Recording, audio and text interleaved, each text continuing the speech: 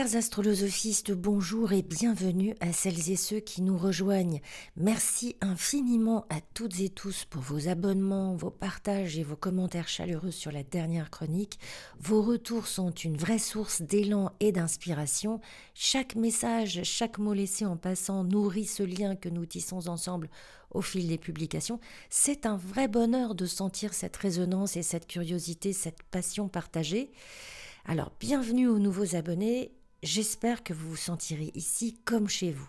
Alors, nous nous retrouvons aujourd'hui pour la chronique sur la nouvelle lune en Gémeaux, qui a lieu le 27 mai à 5h02 du matin si on est à Paris. La nouvelle lune est évidemment conjointe au Soleil, en Gémeaux à 6,5 degrés. Elle est conjointe à son maître Mercure à 2,20 degrés et conjointe à Uranus, mais qui est en Taureau à 27,49 degrés. Ces planètes font partie d'un petit trigone à Pluton rétrograde à 3,42 dans le Verseau et à la conjonction Saturne-Neptune en Bélier, qui sont toutes les deux en Bélier à respectivement 0,8 degré et à 1,46 degré. Pour Saturne et Neptune, je rappelle qu'elles vont rétrograder en Poisson à partir de septembre, donc on ne s'emballe pas. Les idées nouvelles, les nouveaux plans, les nouvelles rencontres sont les bienvenus, mais il s'agit bien de la bande-annonce d'un film qui ne sortira que l'année prochaine. Alors je ne vais pas noircir cette nouvelle lune qui en plus est très belle, mais c'est juste pour prévenir que notre impatience peut générer des angoisses inutiles. D'ailleurs, pas que les angoisses soient jamais utiles. Bon. Cette nouvelle lune en Gémeaux, c'est un moment de réinitialisation mentale d'une rare intensité. Conjointe au Soleil comme toute nouvelle lune, elle agit comme un redémarrage du cycle lunaire. Mais ici, l'énergie est fortement amplifiée par la présence immédiate de Mercure, maître du signe, et d'Uranus, qui est l'octave supérieure de Mercure. L'élément air des Gémeaux rencontre ici la première perturbation électrique du Taureau via Uranus, créant un télescopage entre pensée rapide, idées nouvelles et ancrage qui résiste encore. On fait un petit tour avec Hermès, Mercure, maître des Gémeaux, qui va être sous les feux de la rampe pendant les 7 prochaines années avec son grand-père Uranus. Alors Hermès, évidemment plus connu sous le nom de Mercure chez les Romains, il est le dieu messager du panthéon gréco-romain. Il incarne la vivacité d'esprit, la ruse, le mouvement, et le plus important, le passage entre les mondes. Il est le fils de Zeus et de la nymphe Maïa. Il naît dans une grotte et dès son premier jour, il manifeste son génie malicieux en jouant des tours à son grand frère Apollon qui le prend très très mal. Alors il masque son forfait, il ment, il efface ses traces. Le problème c'est que Apollon a des pouvoirs divinatoires que personne ne lui conteste.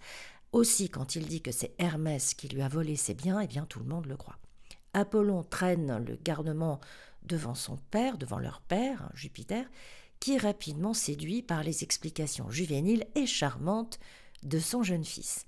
De toute façon, Jupiter aime tous ses enfants. Il a des préférés, c'est vrai, et Hermès en fait partie. En tout cas, dans cet épisode, Hermès fabrique une lyre à Apollon qui lui pardonne. Ce premier exploit résume toute la personnalité d'Hermès, brillant, audacieux, joueur, charmeur, inventif. Il est le dieu des commerçants, des orateurs, des voyageurs et des voleurs et des escrocs. Il est aussi et avant tout le guide des âmes vers les enfers, un passeur, un psychopompe, capable de naviguer entre les royaumes des vivants, des morts et des dieux. Son rôle, il est fondamental, il relie, négocie, détourne, éclaire. C'est le messager officiel de Zeus, il est souvent l'intermédiaire entre les sphères célestes et terrestres, que ce soit pour libérer Io, accompagner Perséphone ou transmettre les volontés divines aux mortels. En tout cas, sa nature ambivalente, ni bonne ni mauvaise, mais toujours mobile, en fait une figure centrale dans la mythologie, un archétype de la communication, du passage et de la transformation. Hermès est celui qui traverse sans se fixer, qui révèle sans imposer et qui, dans l'ambiguïté même, éclaire les vérités cachées. Alors, il y a une autre donnée à prendre en compte avec Hermès. Il est le fils de Zeus, c'est entendu, mais il est aussi celui de Maia, qui est une figure discrète mais essentielle de la mythologie grecque. Elle est l'aînée des Pléiades, elle est donc une titanide. C'est la déesse de la montagne et de la nuit. Elle incarne une féminité sauvage, silencieuse et protectrice qui vit à l'écart du monde des dieux. Et c'est cet isolement qui attire Zeus. Maia, c'est l'une des rares amantes de Zeus à ne pas subir directement la vengeance terrible de Héra, qui est l'épouse officielle de Zeus. Elle vit cachée et hors des circuits olympiens. Elle ne cherche ni reconnaissance ni statut. Elle ne rivalise pas avec Héra. Elle ne cherche pas non plus à imposer son enfant. C'est son retrait volontaire, indépendant dans une grotte sauvage, qui la protège. Hermès n'est pas conçu comme un rival au trône de l'Olympe. Dès sa naissance, il agit dans l'ombre et la ruse, et non pas dans la conquête ou l'affirmation frontale. Maia, elle incarne une énergie souterraine, à l'inverse des unions éclatantes et transgressives qui attisent la colère d'Héra. Son anonymat mythologique est sa protection, c'est ça sa protection. Et paradoxalement, c'est ce retrait qui lui permet de devenir la mère du plus mobile et du plus adaptable des dieux, Hermès, né dans l'ombre pour mieux rayonner dans tous les mondes. Il a une connexion très particulière avec Jupiter, le Soleil et la Lune. Alors, pour cette nouvelle lune, Mercure, Hermès, vient d'entrer dans son propre signe en Gémeaux et interpelle tout de suite Saturne, Neptune et Pluton. C'est du sang neuf, des idées toutes nouvelles qui sont injectées dans des sphères plutôt hiératiques et immobiles. C'est donc une nouvelle lune éclatante qui marque bel et bien un début de cycle, un moment propice aux nouvelles intentions, au nouveau départ et à la germination intérieure. Mercure qui est conjoint à Uranus suggère une explosion d'idées, de prise de conscience soudaine, de vérités qui jaillissent là où régnait la confusion. Mais cette clarté peut ne pas être très confortable. Elle dérange, elle bouscule, elle déstabilise. Ce peut être des révélations inattendues, notamment autour de la manière dont on communique, dont on pense, la manière dont on s'organise au quotidien. Par exemple, nous pouvons découvrir que nos automatismes mentaux, nos manières d'interpréter les événements, sont en fait hérités d'un schéma qui est à présent dépassé. Nous pouvons décider alors d'un coup de rompre avec ce mode de pensée. Alors ça peut passer par une rupture radicale dans notre manière de parler, d'écrire, de penser ou d'enseigner si nous sommes des enseignants. C'est le défi principal de cette lunaison, accepter l'instabilité comme condition de libération intellectuelle. C'est pas une pensée stable ou logique que cette conjonction cherche, mais une pensée vivante, capable de muter. Alors, Uranus en Taureau est conjoint à la nouvelle lune, mais il est aussi en carré montant à Mars en Lion. Enfin, c'est Mars en Lion qui est en carré montant à Uranus en Taureau. Ce carré sera exact à 28 degrés du 14 au 16 juin. Mettez ça dans vos tablettes parce que c'est une configuration de tension explosive, de rupture créatrice, mais aussi de crise de direction individuelle comme collective. Mars en Lion, ça incarne une volonté de briller, de s'affirmer, de créer avec panache et confiance, et puis Uranus en Taureau continue de déraciner ce qui semblait inébranlable. Nos valeurs, notre sécurité matérielle, nos structures économiques, un rapport au corps et à nos possessions, à la terre. Lorsque ces deux forces entrent en friction, surtout en signe fixe, le désir d'affirmation personnelle rencontre l'instabilité du monde concret. Alors ça peut provoquer des chocs aussi soudains que libérateurs. En fait, le défi ici réside dans la capacité à agir avec intégrité tout en acceptant que les fondations vacillent. Alors l'ego qui est incarné par Mars en Lion, là, va vouloir imposer sa vision, mais se heurter à une réalité uranienne qui impose des changements inattendus, souvent déroutants. Il peut y avoir des tensions dans les relations hiérarchiques, des réactions d'orgueil blessées, des actes impulsifs, ou au contraire, une paralysie par peur du chaos. Pour certains, cela peut être le moment d'une libération brutale d'un rôle ou d'une image sociale devenue étouffante. Pour d'autres, une crise d'identité qui force à redéfinir ce que nous voulons réellement incarner. Sur le plan mondial, cette dissonance réactive des enjeux de pouvoir, de ressources et de souveraineté Donc c'est des événements inattendus, technologiques, climatiques, militaires, économiques qui pourraient surgir et marquer une rupture avec un modèle ancien ou un point de bascule difficile à contenir. Uranus en Taureau travaille à long terme sur la mutation de l'économie globale, de la terre et de l'agriculture. Mars en Lion, ici, il symbolise des figures de pouvoir ou des nations qui veulent défendre leur territoire, leur prestige ou leur modèle face à l'instabilité croissante. Ça peut engendrer des mouvements sociaux, des soulèvements contre les structures figées ou au contraire des tentatives autoritaires de reprise en main.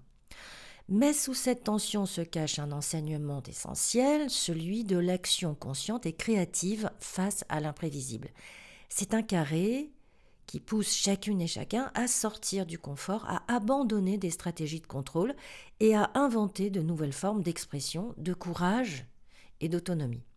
Il invite à brûler ce qui est rigide pour faire surgir une force plus libre, plus inventive, plus alignée. Il ne s'agit plus de gagner ou de plaire, mais d'agir en vérité, même au prix de ruptures nécessaires. C'est une alerte cosmique, ce carré, et une opportunité pour transformer la tension entre ce que nous voulons affirmer et ce que le monde impose, non par la fuite ou la domination, mais par une réponse inventive, lucide et profondément ancrée dans la réalité vivante. Bon, revenons à notre nouvelle lune et Mercure en Gémeaux qui sont en trigone à Pluton rétrograde en Verseau. Alors, ce trigone réunit deux puissances mentales dans les signes d'air, Mercure en Gémeaux, et Pluton, planète des profondeurs, ici rétrograde est positionné dans l'innovant Verseau. Leur rencontre harmonieuse annonce une ouverture de conscience, une capacité à sonder l'invisible par les mots, à disséquer le réel avec acuité et à communiquer des vérités puissantes, sans doute inconfortables, mais libératrices. Mercure en Gémeaux, il est curieux, c'est agile, c'est parfois léger, c'est fluctuant, mais ce trigone à Pluton pousse à fouiller plus profond, à aller au-delà des apparences. C'est plus l'information pour l'information, c'est une quête de cohérence intérieure, de vérité psychologique. L'esprit devient chirurgical, capable de repérer la faille dans les discours, dans les systèmes ou en soi-même, et ça donne un pouvoir de discernement accru, mais aussi une tendance à remuer les zones d'ombre par la parole. Pluton rétro en Verseau, ça ajoute un défi plus subtil, celui de désapprendre les schémas mentaux hérités des normes collectives et de reconstruire une pensée autonome, affranchie, peut-être sans doute d'ailleurs radicale. Le trigone va favoriser cette opération, on comprend vite ce qui doit être éliminé, on le formule, parfois abruptement, parfois avec génie aussi. C'est une période propice pour explorer la psychologie, la philosophie, les systèmes occultes ou marginaux, mais aussi pour déconstruire les mensonges sociaux ou les manipulations idéologiques. Lorsque Pluton est rétrograde, il ne s'agit pas d'un simple ralentissement, c'est un appel intérieur à plonger dans les couches les plus profondes de l'être. Là où les autres planètes rétrogrades révisent ou ajustent, Pluton, lui, détruit pour révéler.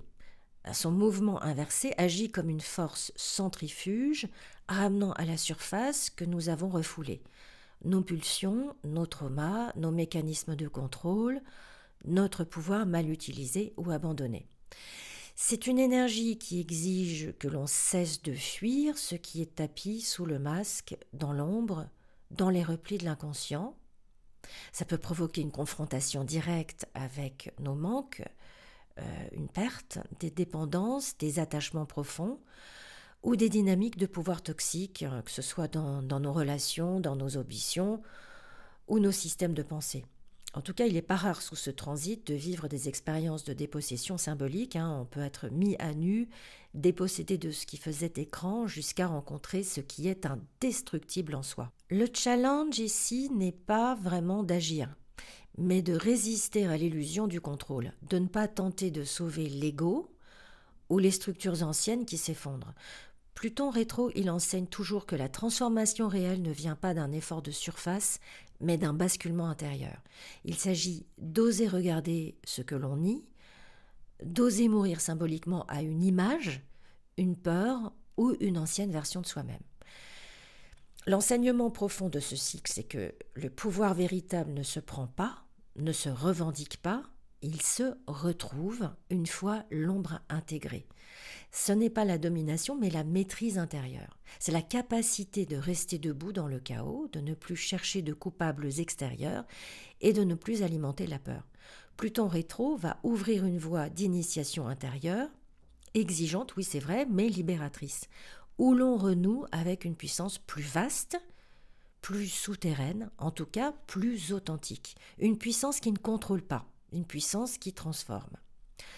Et évidemment, ici, le challenge, ça va être la tentation de manipuler l'information, ça c'est un pouvoir totalement plutonien, ou de vouloir convaincre à tout prix, d'avoir le dernier mot par exemple. Il faudra veiller à ne pas sombrer dans le verbe obsessionnel, le contrôle intellectuel ou la méfiance systématique. En fait, les vérités que l'on découvre ou que l'on exprime en ce moment, à cette période de nouvelle lune, elles peuvent déranger, elles peuvent transformer, mais aussi isoler si elles ne sont pas canalisées avec justesse. Les conséquences possibles de ces prises de conscience mentale profondes, ce peut être des dialogues qui marquent durablement ou la révélation d'informations cachées. Les échanges peuvent devenir catalyseurs de transformation dans la sphère personnelle comme sociale. C'est aussi une excellente configuration pour l'écriture introspective, l'analyse stratégique, les enquêtes ou encore la thérapie par la parole.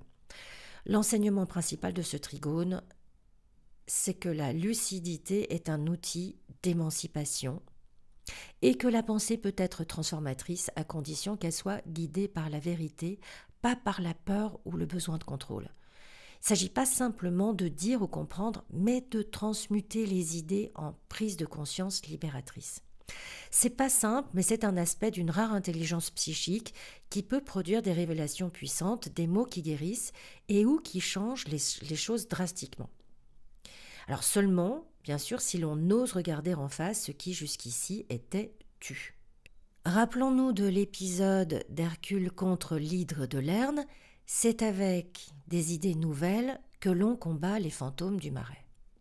Alors on rajoute à cela le sextile de la nouvelle lune avec Saturne-Neptune dans le Bélier, le petit trigone qui dessine un processus beaucoup plus profond, celui d'une réorganisation des structures mentales, collectives et spirituelles.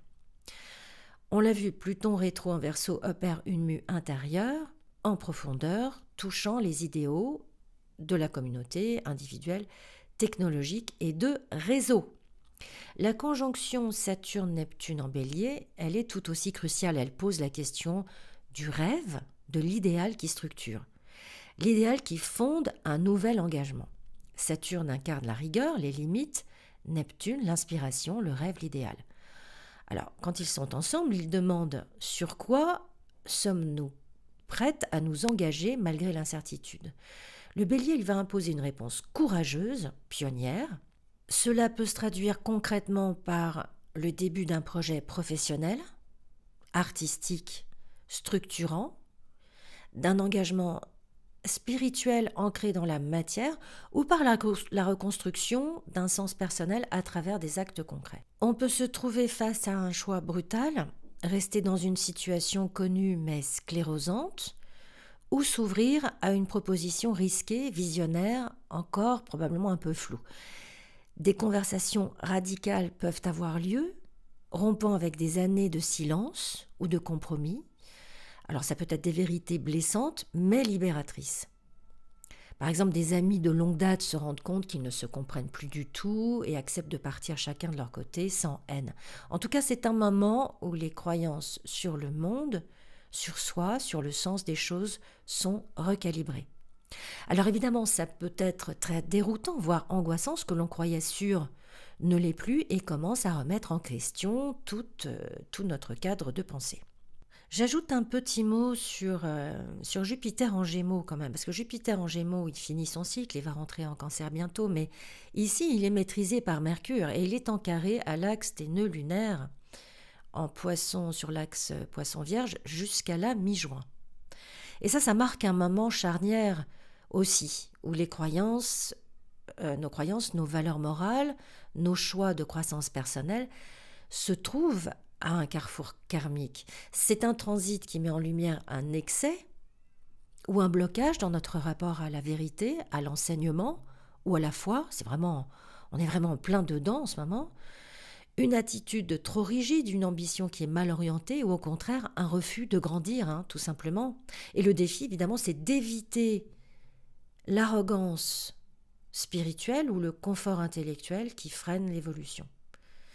Les situations rencontrées, elles forcent à réévaluer ce que l'on croit savoir, à se libérer des schémas hérités et à prendre conscience de l'écart entre ce que l'on prêche et ce que l'on incarne vraiment.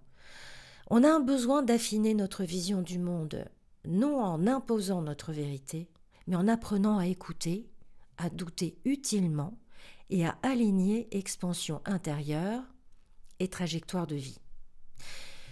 En fait, dans les Gémeaux, pour revenir à notre nouvelle lune, c'est important de poser des questions, c'est important d'échanger et c'est important d'écouter les réponses. Les enseignements de cette nouvelle lune, c'est que la stabilité mentale n'est pas dans le contrôle, mais dans la souplesse. Et Uranus nous enseigne ici que la rigidité mentale peut nous être assez néfaste.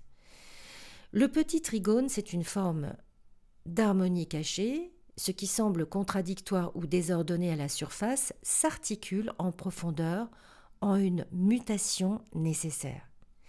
Cette nouvelle lune ne propose pas la paix, mais l'éveil à une nouvelle manière d'être, de penser, de rêver. Et Saturne-Neptune en Bélier ne permet plus de rêver sans agir. Les visions doivent être mises à l'épreuve du réel, même imparfaitement, c'est pas grave. En somme, cette nouvelle lune, c'est un portail mental et existentiel. Elle nous dit « il est temps de penser autrement, d'inventer d'autres récits, d'oser des gestes neufs, même si tout tremble sous nos pieds ».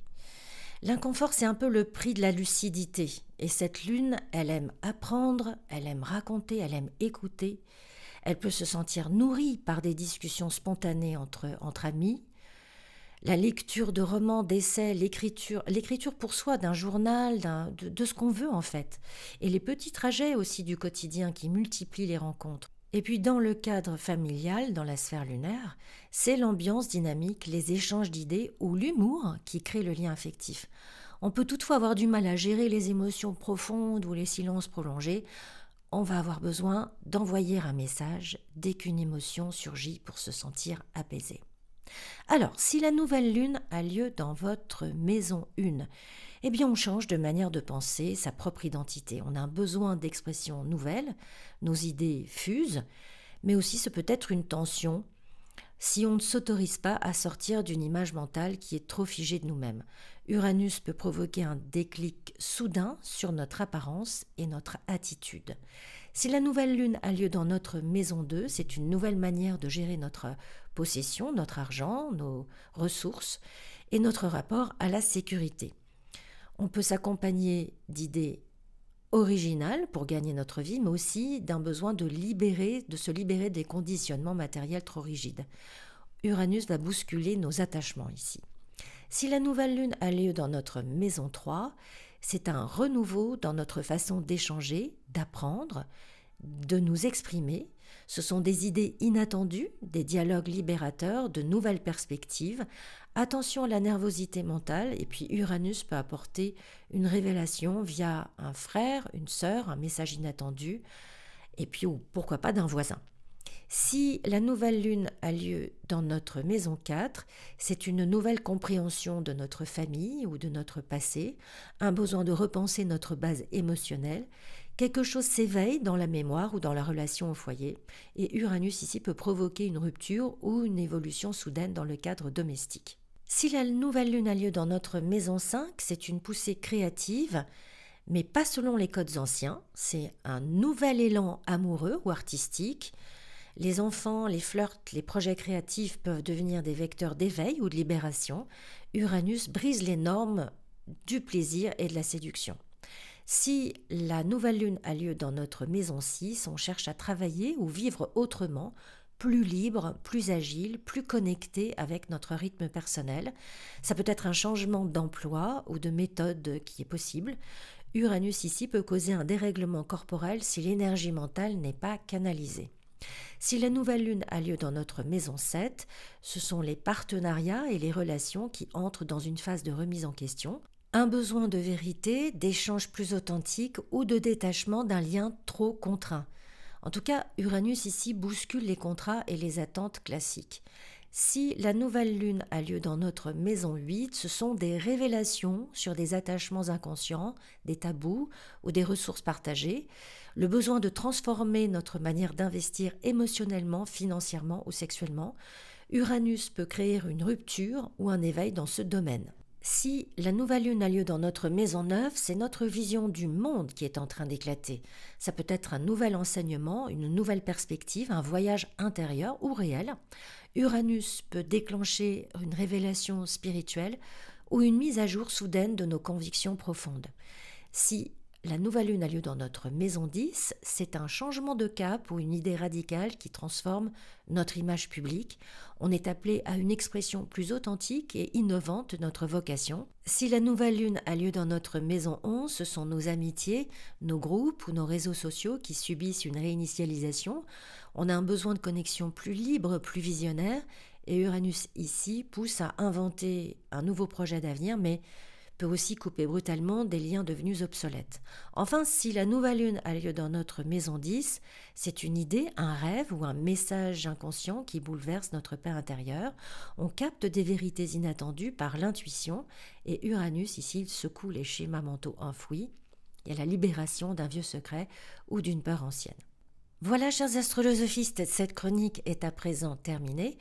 Pour une étude personnelle de votre thème et des transits actuels ou d'une ERS si c'est votre anniversaire, n'hésitez pas à m'écrire à l'adresse qui s'affiche à l'écran astrolosophicafé@gmail.com ou sur mon site astrolosophie.com. Je vous souhaite une magnifique nouvelle lune, prenez bien soin de vous et je vous dis à bientôt sur Astrolosophie.